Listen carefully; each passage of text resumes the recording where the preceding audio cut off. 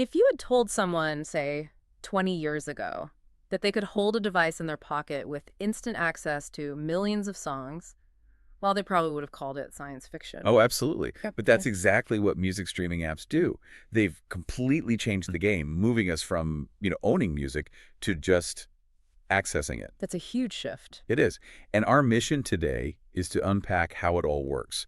We're going to cover the tech that gets the music to your phone, the business models behind it, and maybe most importantly, how algorithms are shaping what you listen to. Okay, let's start at the very core, the technology. The basic idea is that the music isn't actually stored on my phone, right? Exactly. Not unless you choose to download it. All those songs are sitting on these huge central servers. When you tap play, you're not opening a local file. Yeah. You're sending a request over the internet. But it feels instant. I don't wait for a whole song to load like in the old days. How does that work? That's the magic of streaming. The data comes to your device in tiny, rapid packets. The music literally plays as it loads. So it's always just a little bit ahead of what I'm hearing. Precisely. It buffers just enough to keep it smooth. And that saves a massive amount of phone memory because you're not downloading every single file. But that means the whole system has a weak spot. A critical one. It all hinges on a stable data connection. Mm-hmm. You need good cellular service or, a solid Wi-Fi network. If that connection stutters, your buffer runs out Yeah. and you get that spinning wheel.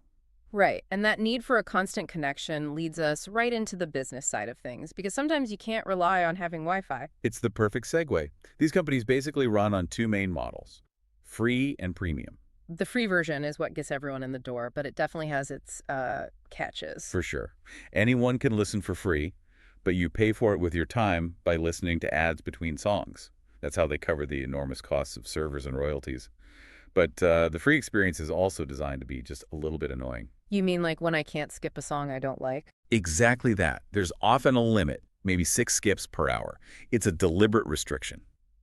The freedom to skip whatever you want is a huge perk they use to push you toward a paid subscription. And that premium subscription is usually around $10 a month in the US for one person. The main selling points are no ads and better sound quality. Right, but they're very clever about how they package it. They don't just want you, they want your whole family. With the family plans. Yeah, you get multiple accounts for a lower price per person. And then there are the student discounts, which are usually half off. They want to get users hooked early. They even have those duo plans for two people at the same address. They've really thought of every reason someone might hesitate to pay full price. And one of the biggest reasons to pay is to solve that connectivity problem we mentioned earlier. That brings us to offline listening. This is where the tech and the business model really merge. So when I download a song in the app, what's actually happening? It's not saving as a normal music file like an MP3 you could share. It's saved in a special encrypted format on your device. This is all controlled by something called digital rights management, or DRM. DRM sounds very corporate. What does it actually mean for me, the listener? It means the file is tied directly to your active subscription. It lets you play that song on a plane or on the subway, with no service. But the encryption stops you from pulling that file out of the app to share it. It protects the artist's work. Ah, so that's why the downloads disappear if I stop paying. Precisely. The moment your subscription ends, the app locks or just deletes those files. You're paying for the right to access the music, not to own it forever.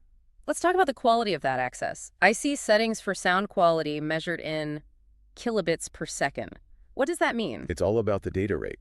Kilobits per second, or kbps, just measures how much data is being processed. A higher number means more data, which means clearer, richer sound that's closer to the original studio recording. So a low number, like 96 kilobps, is for saving data, but 320 kilobps is that top-tier quality. You got it.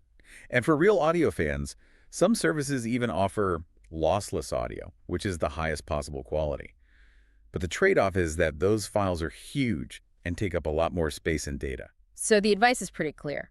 Use the highest quality settings only when you're on Wi-Fi. Absolutely. You could burn through your whole cellular data plan very quickly otherwise. Use the data saver mode when you're out and about. And you can also use the equalizer settings to, boost the bass or treble to match your headphones. Okay, moving from the tech to the experience itself. The user interface, or UI.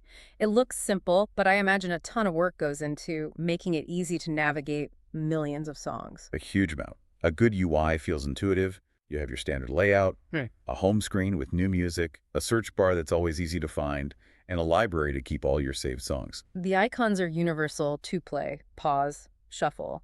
But I find the album art is often the fastest way to find something. Your brain just sees the image. That's a huge part of it. But what really drives engagement, what keeps people coming back, is playlist creation. Right, it's like the modern version of making a mixtape for someone. Exactly. You can make lists for working out, for studying, for anything. Hmm. You give it a title, arrange the songs just right. And you can share them. That's the social key. Many apps let you collaborate with friends on a single shared playlist. And some people become, like, famous on these platforms just for making really good playlists that thousands of other people follow. They become tastemakers. Yeah, and all of that behavior, what you add to a playlist, what you listen to, what you skip, it all feeds the brain of the whole system. The algorithm. The algorithm, the personal DJ that's always trying to figure out what I want to hear next. How smart is it, really? It's incredibly smart, and it's always watching. It tracks every song you play, but the key piece of data is how long you listen. If you skip a song in the first 10 seconds, the system learns you probably don't like that style. So it's learning my personal taste. Yes, but here's where it gets really powerful. It doesn't just look at your history. It compares your listening habits with millions of other users. This is called collaborative filtering. Collaborative filtering. Yeah. So if other people who like the same weird old bands as me suddenly start listening to a new artist, The algorithm assumes you'll probably like that new artist too, and it serves them up to you. That's how it creates those personalized discovery playlists that feel like magic. but I have to ask, is the algorithm creating a bubble? Is it just feeding me things it knows I'll like and I miss out on discovering something truly different? That is a very valid concern. I mean, the main goal of the app is to keep you listening for as long as possible. So it has to balance showing you new things with giving you stuff you're familiar with. It's a fine line. It's definitely influencing your musical taste. That power also means we have to talk about data and privacy. We already know high-quality streaming can use a ton of cellular data. Which is why, and we'll say it again, it's safest to download your playlists when you're on a trusted Wi-Fi network. And what about the data they collect on me? Well, the apps collect a lot of information on your preferences and even your location. They use it to improve the service and for ads. You should always check your privacy settings and, of course, use a strong password. It's important to be aware of your digital footprint. And these apps aren't just for music anymore, are they? They've expanded. They really have. They've become total audio hubs. Most of them now feature podcasts, shows on every topic imaginable. And audiobooks, too. I've seen some platforms pay huge amounts for exclusive podcast deals just to keep you inside their app. It's a major part of the strategy. They're trying to be the one and only place you go for anything you listen to.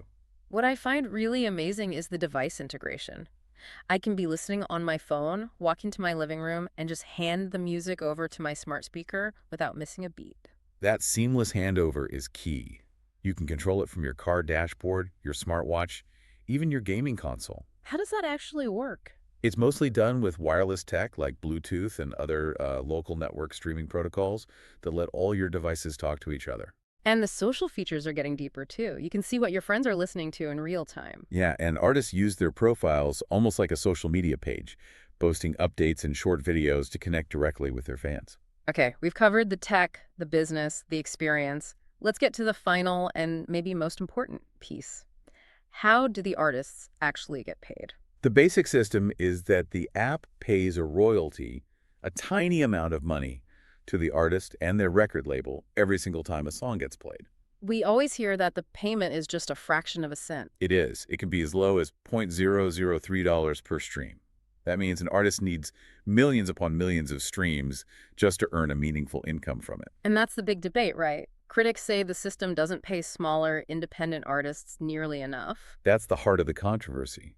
The counterargument from the platforms is that while the per-stream rate is low, they provide something artists never had before: global reach. So anyone can upload their music and find an audience anywhere in the world without a record deal.